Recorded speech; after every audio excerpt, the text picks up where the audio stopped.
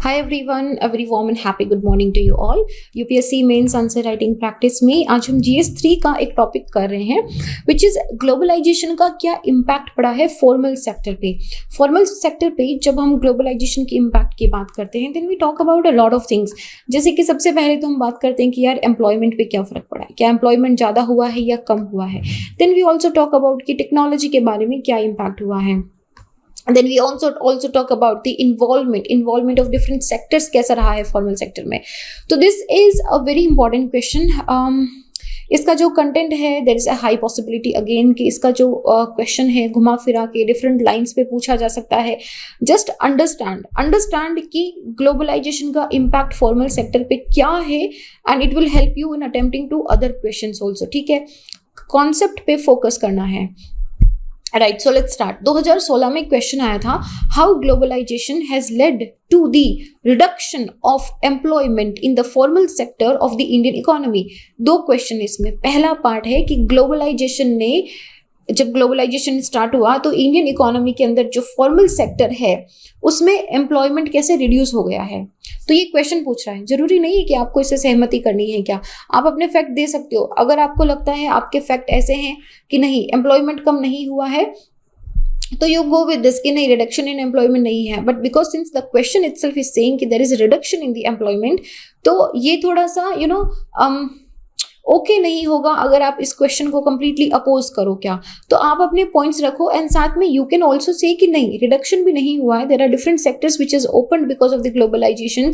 Different FDIs आई हैं जिसकी वजह से इन्वेस्टमेंट बढ़ा है, छोटे इलाकों में इन्वेस्टमेंट बढ़ा है, बैकवर्ड एरिया के अंदर ग्रोथ जो है वो इनिशिएट करी गई है। तो इस तरीके से काफी पॉइंट आप रख सकते हो।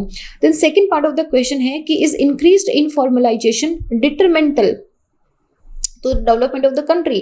तो ये एक तो देखो क्वेश्चन में ना फॉर्मल एंड इनफॉर्मल दोनों इकोनॉमी के बारे में पूछ लिया है। फॉर्मल इकोनॉमी के बारे में पूछ लिया कि यार ग्लोबलाइजेशन से रिडक्शन हुआ है क्या, एंड इनफॉर्मल में पूछ लिया कि अच्छा तो जो इनफॉर्मल इकोनॉमी बढ़ रही है तो क्या वो देश के लिए अच्छी नहीं है। तो दोनों क्वेश्चन पूछ लिए।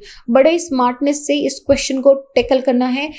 किस तरीके से आप इसमें स्टार पॉइंट्स ऐड कर सकते हो मैं आपको बताऊंगी, बट पहले ना आप कंटेंट समझो। Just understand the content. Globalization क्या है आपको पता है। ग्लोबलाइजेशन होता है कि जब जब कंट्रीज जो है वो आपस के अंदर गुड्स एंड सर्विसेज को शेयर करती हैं। ठीक है, मतलब उसमें आराम से आपकी ट्रेडिंग हो रही है तो उसको ग्लोबलाइजेशन बोलते हैं। 1990 से पहले जब न्यू इकोनॉमिक रिफॉर्म्स आए थे तो उससे पहले हमारी क्लोज्ड इकोनॉमी थी। हम लोग डोमेस्टिक मैन्युफैक्चरिंग पे ज़्यादा ध्यान देते थे। 1990s के बाद में जब हमारी इकोनॉमी ओपन हुई तो काफ़ी सारा फॉरेन इन्वेस्टमेंट आया, फॉरेन टेक्नोलॉजी आई। तो उसमें क्या हुआ कि इंडियन इकोनॉमी डेफिनेटली इंगेज तो हुई है, फॉरेन जो एंटिटीज थी उनके साथ डेफिनेटली इंगेज हुई है। तो उससे एक तो global integration of production enable हुआ है और दूसरा अब हमारा जो सामान है वो एक्सपोर्ट होके दूसरी कंट्री में भी बिक रहा है और दूसरी कंट्री का जो सामान है वो इंपोर्ट होके हमारी कंट्री में भी बिक रहा है। तो कंज्यूमर के पास ज़्यादा चॉइस है। सिमिलरली जो डोमेस्टिक मैन्युफैक्चरर है उसके पास भी ज़्यादा चॉइसेस और बड़ा मार्केट है। Understand it why I am saying, क्योंकि जब आपका मार्केट बड़ा होगा and when there is a demand of your product तो आप क्या करोगे, ज़्यादा मैन्युफैक्चरिंग करोगे। ज़्यादा मैन्युफैक्चरिंग के लिए क्या होगा, आपको ज़्यादा रॉ मटेरियल चाहिए होगा, ज़्यादा लेबर चाहिए होगी। तो ये सारी चीजें कहीं ना कहीं पे एम्प्लॉयमेंट को इंक्रीज करती है। तो ये हो गया, ठीक है। और दूसरा ये तो फॉर्मल के लिए होगा। इनफॉर्मल के लिए क्या बोलेंगे कि इनफॉर्मल ग्लोबलाइजेशन से बढ़ा है। और मतलब देखो डेटा यही बोल रहा है, जितनी भी रिपोर्ट्स हैं, जितने भी डेटाज हैं, I could search, this is what it is saying. If you have another link जो अपोजिट बोलते हैं please drop me a text. आप मुझे मेरे इंस्टा या टेलीग्राम पे एक टेक्स्ट कर देना। I would be really happy to know if there are other facts about it. Whatever I could research and see, this is the fact we have got and I think this is the correct one actually, right. तो कैसे पहला question answer करते हैं कि globalisation की वजह से formal sector में एम्प्लॉयमेंट कैसे कम हुआ है। पॉइंट 1, पब्लिक एम्प्लॉयमेंट में डिक्लाइन हुआ है क्योंकि जो पब्लिक सेक्टर से एक तो PSUs जो है उनमें से डिसइन्वेस्टमेंट करना स्टार्ट कर दिया था, प्राइवेटाइजेशन ज़्यादा हो गया था। तो बहुत सारी ऐसी छोटी छोटी प्राइवेट कंपनीज थी जो इनिशियली फॉर्मल सेक्टर के अंदर आई नहीं थी। और दूसरा लिबरलाइजेशन का एक फ़ायदा ये था कि जो पब्लिक सेक्टर का साइज रिड्यूस हो गया। तो पब्लिक सेक्टर का साइज रिड्यूस होने से जो गवर्नमेंट एम्प्लॉय है उनका परसेंटेज कम हो गया। उनकी जो वर्कफोर्स है, जो गवर्नमेंट एम्प्लॉय है उनकी वर्कफोर्स कट डाउन हो गई। तो एक तो वो हो गया। दूसरा आप भी देखो कि सरकारी नौकरियों के फॉर्म बहुत कम खुलते हैं। सरकारी नौकरियों में कॉम्पिटिशन बहुत रहता है, वैकेंसीज इतनी नहीं आती है ना। सेकेंड, रिस्ट्रिक्टिव लेबर लॉज लगा दिए, काफ़ी रिस्ट्रिक्टिव अगर लेबर लॉज लगाते हैं, खैर अभी तो हम कोड जो 4 लेबर कोड्स हैं उनमें रिफॉर्म कर दिया है हमने, लेकिन मैं ये इंस्टेंटली बात कर रही हूँ कि ग्लोबलाइजेशन के बाद क्या हुआ। तो ग्लोबलाइजेशन के बाद काफ़ी स्ट्रिक्ट लेबर कोड्स थे, तो उसकी वजह से क्या हुआ कि फायर करना किसी को, हायरिंग बहुत रिजिड थी, फायर करना इतना ईजी नहीं था। तो बहुत सारी कंपनीज क्या करती थी कि यार हम फॉर्मल सेक्टर में जाएंगे ही नहीं, हम पेपर पे इनफॉर्मल दिखाएंगे ताकि ये जो रिस्ट्रिक्टिव लेबर लॉज है ये हम पे एप्लीकेबल ना हो। या फिर फॉर्मल जो जॉब होती है ना कि आपकी परमानेंट जॉब है, परमानेंट की जगह हम कॉन्ट्रैक्चुअल जॉब्स देंगे। तो इसकी वजह से फॉर्मल जॉब में रिडक्शन आ गया था और कॉन्ट्रैक्चुअल जॉब जो है शॉर्ट टर्म के लिए काफ़ी देना स्टार्ट हो गई होगी। If you are working into one, then you must be knowing कि परमानेंट बहुत सारी कंपनीज ऐसी हैं जो आउटसोर्स करती हैं, जो कॉन्ट्रैक्चुअल पे 1 साल के लिए, 2 साल, 6 महीने के लिए एम्प्लॉयज़ को रखती हैं, फिर उनके बाद काम खत्म हो गया, प्रोजेक्ट खत्म हो गया, उनको हटा देती है। तो परमानेंट एम्प्लॉयमेंट जो था वो रिडक्शन हो गया था। Third, global competition. Global competition was a good thing, global competition was a bad thing. Formal sector पे क्या हुआ कि जो शिफ्ट था फॉर्मल वेज वर्कर का वो इनफॉर्मल एम्प्लॉयमेंट में चला गया without any minimum wage assurance. हालांकि अब ये चेंज हो गया है, लेकिन कोई उनको फिर भी assured work benefit, insurance benefit, medical facility, minimum wages, ये सारी चीज़ें नहीं मिल रही थी। Then the service sector led growth also. Generally देखो क्या होता है कि जब भी कोई कंट्री प्रोग्रेस करती है या हम सोशली एंड इकोनॉमिकली जो प्रोग्रेस करते हैं तो हम सबसे पहले एग्रीकल्चर पे रहते हैं, एग्रीकल्चर से हम इंडस्ट्रीज या मैन्युफैक्चरिंग पे जाते हैं और वहाँ से फिर सर्विस सेक्टर पे जाया जाता है। तो इस तरीके से आपकी जो वर्क फोर्स है वो भी शिफ्ट होती है कि पहले एग्रीकल्चर से इंडस्ट्रीज में जाएंगे और फिर इंडस्ट्री से सर्विस सेक्टर में जाती है। हमारे यहाँ पे क्या हुआ है ना कि इंडस्ट्रीज पे तो गया ही है, लेकिन यहाँ पे एग्रीकल्चर से सीधा सर्विस सेक्टर में वर्कफोर्स चला गया है। सर्विस सेक्टर जो है वो व्हाइट कॉलर जॉब्स होती हैं। आपको एक डिग्री चाहिए, आपको एक पर्टिकुलर डिप्लोमा चाहिए, आपको ट्रेनिंग चाहिए, आपकी स्किलिंग होनी चाहिए, आपकी रीस्किलिंग एंड स्किलिंग होनी चाहिए। तो एग्रीकल्चर से जो सीधा सर्विस सेक्टर पे शिफ्ट हुआ है उसकी वजह से एग्रीकल्चर से जो लोग निकल रहे हैं, ठीक है, एग्रीकल्चर में जो लोगों को ज़रूरत है उनको सर्विस सेक्टर एब्जॉर्व नहीं कर पा रहा है क्योंकि वहाँ पे स्किल्ड मैन पावर की कमी है। इस वजह से भी फॉर्मल जॉब्स क्रिएट नहीं हो रही है। 4th पॉइंट हो गया। 5th पॉइंट हो गया हमारा मैकेनाइजेशन। ठीक है, 1990s and 2021 a very different era. पिछले 31 सालों में बहुत चीज़ें बदल गई है। मतलब I am also a 90s kid, right. तो आई ऑल्सो रिमेंबर कि कॉलोनी में बस एक ही फ़ोन होता था एंड उसी में जब कॉल आता था तो एक या तो टाइम डिसाइडेड होता था। तो why I am telling you this example is how the technology has changed. तो जैसे जैसे टेक्नोलॉजी आती रही वैसे मतलब ज़्यादा मशीन्स आने से जो इंसान का काम था वो मशीन के पास चला गया। सो व्हाट हैपेंड कि प्रोडक्शन तो इंक्रीज हुआ, ऑटोमेशन के आने से डेफिनेटली कंपनीज के प्रोडक्शन में इंक्रीमेंट हुआ, उनका प्रॉफिट इंक्रीज हुआ और ये टेक्नोलॉजी ट्रांसफर पॉसिबल भी था लिबरल पॉलिसीज की वजह से। बट एक प्रॉब्लम भी था कि जॉब ने जो मशीन है उन्होंने जो ह्यूमन की जॉब थी उसको रिप्लेस कर दिया था, but it had a positive side also. फिर इनफॉर्मलाइजेशन ऑल्सो, क्योंकि बहुत सारी जो ऐसी सर्विस सेक्टर जॉब्स जो आउटसोर्स करनी स्टार्ट कर दी उन्होंने, जो जैसे कि मैंने आपको एग्जांपल दिया कि कॉन्ट्रैक्चुअल लेबर है वो उनको लेना स्टार्ट कर दिया उन्होंने फॉर्मल सेक्टर में। तो लोगों ने क्या करा फिर in the last informal jobs लेना स्टार्ट कर दिया। Women employment also, there has been a decline into the female workforce participation। तो फॉर्मल जॉब के अंदर भी वुमेन एम्प्लॉयमेंट को लेकर डिक्लाइन हुआ है। Economic growth slowed because many men were unemployed. तो women also increasingly seek paid employment in the informal. की इनफॉर्मल में इजीली जॉब मिल जाएगा चाहे कम पैसे मिलेंगे, so that they can at least ensure a basic living standard for the household. तो ये एक responsibility which managing the home and managing the job also it went to the women. Then capital incentive industries also, जो नई industry I foreign direct investment की वजह से, बड़े bank loan की वजह से, बड़े इन्वेस्टमेंट की वजह से, they became more capital intensive rather than labour intensive. Capital and labour intensive में डिफरेंस क्या है? लेबर इंटेंसिव के अंदर आपको ज्यादा लेबर चाहिए, ज्यादा मैन पावर चाहिए, so you provide more employment. Capital intensive ज्यादा मशीन्स ऑटोमेशन के साथ वर्क करती है, बहुत पैसा लगता है उसमें, बड़ा इंफ्रास्ट्रक्चर होता है, बड़ी बड़ी मशीन्स होती हैं, सब ऑटोमेटिकली वर्क करता है। So that is the factor. So I want to tell you one example here. I exactly cannot recall. Somewhere near Nimrana एक पार्ले जी का फैक्ट्री है वहाँ पे, ठीक है।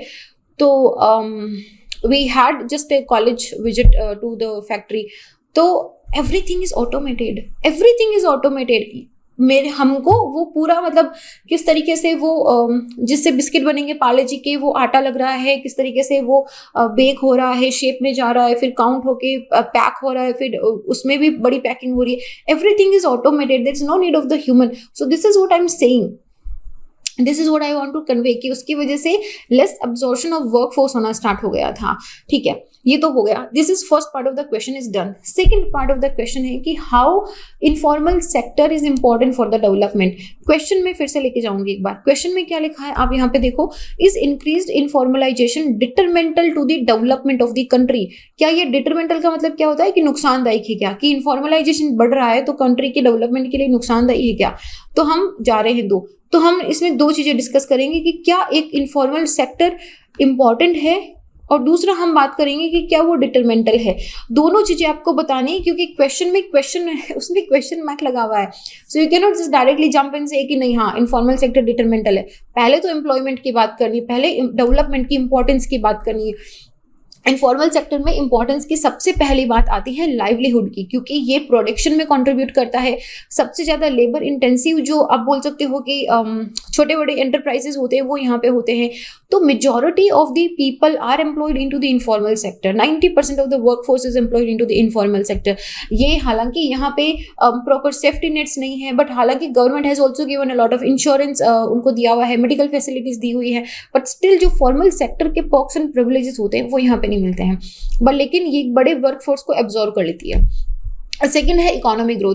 इनफॉर्मल सेक्टर जो है they also contribute to the output for developing countries. ठीक है, क्योंकि इनफॉर्मल इकोनॉमी जो बहुत बड़ी होती है डेवलपिंग कंट्रीज के अंदर, फॉर्मल सेक्टर उतना आप बोल सकते हो कि कैपेबल नहीं होता है कि जो हर साल 10 मिलियन पीपल वर्कफोर्स के अंदर एंटर हो रहे हैं उनको एब्जॉर्ब कर सके क्या, और उनको इकोनॉमिक ग्रोथ के लिए यूटिलाइजेशन कर सके क्या. तो इनफॉर्मल सेक्टर वहां पे वर्क करता है. Then working conditions also, over the recent year working condition definitely transform हुई है, and there has been a substantial rise into the proportion of people who are engaged into the informal sector. Women employment को भी support करता है. देखो formal sector के एक जो हमारी बात थी कि ग्लोबलाइजेशन ने कैसे कम कर दिया है उसमें एम्प्लॉयमेंट को, तो हमने एक बात ये भी डिस्कस करी थी कि जो वुमेन का एम्प्लॉयमेंट है वो फॉर्मल से इनफॉर्मल में शिफ्ट हो गया है. तो यहाँ पे फॉर्मल से इनफॉर्मल सेक्टर के अंदर वुमेन का एम्प्लॉयमेंट शिफ्ट हो गया है, क्योंकि उनको थोड़ी फ्लेक्सिबिलिटी टू वर्क है, सो that they can manage their work also and they can manage their houses also. ठीक है, सो दिस इज कहाँ था हम, हाँ यहाँ थे हम, right. Okay, I just moved a point. So even in the time of the pregnancy also they can leave their job, they can focus on themselves and they can come back to the work. तो ये थोड़ा सा वहाँ पे flexibility है. But ये detrimental कैसे है, डिटरमेंटल कैसे है देखो, एक तो it is hurdle to inclusive growth, क्योंकि जो इनफॉर्मल जॉब्स होती हैं वो इतनी प्रोडक्टिव नहीं होती है, उनका क्वालिटी जनरली कम माना जाता है, क्योंकि जो लेबर होती है वो स्किल्ड लेबर नहीं होती है. तो इसकी वजह से उनकी वेजेस भी कम होती है. वेजेस कम होगी मतलब घर में कम इनकम आएगी, मतलब कि वही पॉवर्टी रहेगी और उसी साइकिल में चलता रहता है. Lake of protection also. जितनी भी फॉर्मल जॉब होती है, अगर आप फॉर्मल जॉब में वर्क करते हो देन यू नो कि आपका इतना सारा एक इंश्योरेंस का पैसा कटता है, आपकी पेंशन का पैसा कटता है, आपके मेडिकल सिक्योरिटी का पैसा कटता है, बहुत सारी चीजें आपको गवर्नमेंट के द्वारा पर्क्स एंड प्रिविलेजेस मिलते हैं. बट इनफॉर्मल सेक्टर के अंदर वो जो पॉइंट्स पर्क्स एंड प्रिविलेजेस हैं वो मिसिंग होता है. यहाँ पे इनके जो वर्किंग आवर है वो रिस्पेक्ट नहीं करे जाते, वो प्रोटेक्ट नहीं करे जाते हैं. There is issues on the health and safety also. कोई गारंटी नहीं होती है कि पैसा टाइम पे मिलेगा, 5 दिन बाद मिलेगा, 10 दिन लेट मिलेगा. तो इस तरह का थोड़ा सा दिक्कत रहता है, लेक ऑफ प्रोटेक्शन रहता है.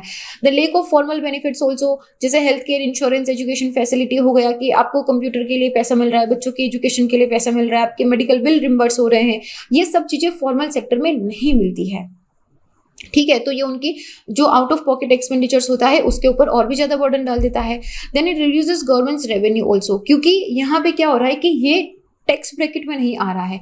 इनफॉर्मल में जो 90% पॉपुलेशन वर्क करती है उसमें से बहुत कम जो है वो टैक्स ब्रैकेट के अंदर आती है, टैक्स ब्रैकेट में नहीं आते. तो इसकी वजह से जो टैक्स बेस है वो रिड्यूस हो जाता है. तो टैक्स बेस रिड्यूस होगा का मतलब क्या हुआ कि सरकार के पास पैसा कम आएगा. सरकार के पास पैसा कम आएगा मतलब क्या है कि रेवेन्यू जनरेशन कम है, सरकार के पास आगे खर्च करने के लिए, इन्वेस्ट करने के लिए भी पैसा नहीं होगा. तो इसकी वजह से हमारा टैक्स टू जीडीपी रेशियो है वो भी बहुत कम है. ओईसी मतलब इट्स जस्ट 16.6%, और ये भी अभी जीएसटी के बाद में बढ़ा है. पहले तो ये 12% ही था. तो that is a big hindrance into the development of economy. तो ये ऐसे आप पॉइंट लिखोगे. लास्ट है हमारा रिड्यूस प्रोडक्टिविटी ऑल्सो, क्योंकि देखो यार आप एक होता है कि आप परमानेंटली अगर किसी कंपनी के एम्प्लॉय हो तो आप हमेशा उसके डेवलपमेंट के लिए देखते हो कि यार मेरी तो परमानेंट जॉब है, मुझे तो यही करना है। बट अगर आप एक कॉन्ट्रैक्ट वर्कर पे होते हो, कॉन्ट्रैक्ट पे होते हो, देन यू आर लाइक कि नहीं मुझे ज़्यादा अच्छी जॉब देखनी है, मुझे कहीं और देखना है, ये मुझे अच्छे पे नहीं करे, तो you are never loyal towards your company. और जब आप अपनी कंपनी के टूवर्ड्स लॉयल नहीं होते हो तो somewhere it hamper the productivity, not just yours, and company का प्रोडक्शन भी हैम्पर होता है। तो जब कंपनी का प्रोडक्शन हैम्पर होगा तो जाहिर सी बात है उसका रिपल इफेक्ट इकोनॉमी पे भी दिखाई देगा, राइट। तो इस तरीके से इसलिए बोला जा रहा है कि ये 4-5 पॉइंट है कि क्यों जो इनफॉर्मलाइजेशन है वो डिटरमेंटल है। डेवलपमेंट का मतलब आप सिर्फ एक चीज मत समझो, development is GDP, development is economic growth, but development और भी चीजें होती है, एम्प्लॉयमेंट होता है, सोशल सिक्योरिटी होती है, वुमेन एम्पावरमेंट होता है, बहुत सारी चीजें डेवलपमेंट में आती है। तो उसको काफी इंक्लूसिव आंसर बनाना है हमको, ठीक है। तो दिस वॉज इट। अभी आई होप आपको समझ आया होगा। तो ये बात तो हम बोल सकते हैं कि हाँ, इनफॉर्मल सेक्टर के अंदर लेबर ज्यादा है, और वो लेबर जो है वो क्योंकि वो टैक्स ब्रैकेट में नहीं आती है, का मतलब क्या है कि उनको इतना पैसा ही नहीं मिलता है, और दूसरा उनको वर्कर प्रोटेक्शन नहीं मिलता है, तो उनकी अर्निंग प्रेडिक्टेबिलिटी सही नहीं है, मतलब यू नो लाइक कब पैसा मिलेगा, कितना पैसा मिलेगा, कब नौकरी से निकाल देंगे, that's even bigger issue, and social benefits नहीं मिलते हैं। तो दैट इज द पॉइंट। तो ये इस तरीके से आप अपना पूरा कंटेंट इसमें लिख सकते हो। तो अभी क्वेश्चन समझ आया, ग्लोबलाइजेशन से फॉर्मल सेक्टर में एम्प्लॉयमेंट रिड्यूस हो रहा है, और जो इनफॉर्मल सेक्टर में बढ़ रहा है वो कंट्री के डेवलपमेंट के लिए क्यों डिटरमेंटल है। तुमने दोनों बातें बोल दी कि इनफॉर्मल सेक्टर जो है अच्छा भी है और इनफॉर्मल सेक्टर डिटरमेंटल भी है, ठीक है। Easily understandable. आई होप आपको पूरा कॉन्सेप्ट समझ आ गया होगा कि what I am trying to convey here. Development का मतलब सिर्फ एक डायरेक्शन से नहीं सोचना है, we need to think in holistic way कि डेवलपमेंट हम किसको बोलते हैं, right. So this is it, simple सा क्वेश्चन था। मेरा नाम संतोष है। अगर आप मुझसे जुड़ना चाहते हैं तो लिटिल अंडरस्कोर सिंपल अंडरस्कोर बुधा पे सर्च करके जुड़ सकते हो। इस वीडियो का पीडीएफ आपको टेलीग्राम पे मिल जाएगा, you can find it here. अपना ध्यान रखो, थर्ड वेव ऑलमोस्ट आ चुकी है, आ ही चुकी है, अब तो बोल ही देते हैं कि आ ही चुकी है। सो अभी भी अपने जो मास्क है उसको डाउन नहीं करना है। Keep wearing your mask, keep sanitizing your hand, stay healthy, stay happy, stay hydrated. I will see you guys in the next. Jai Hind.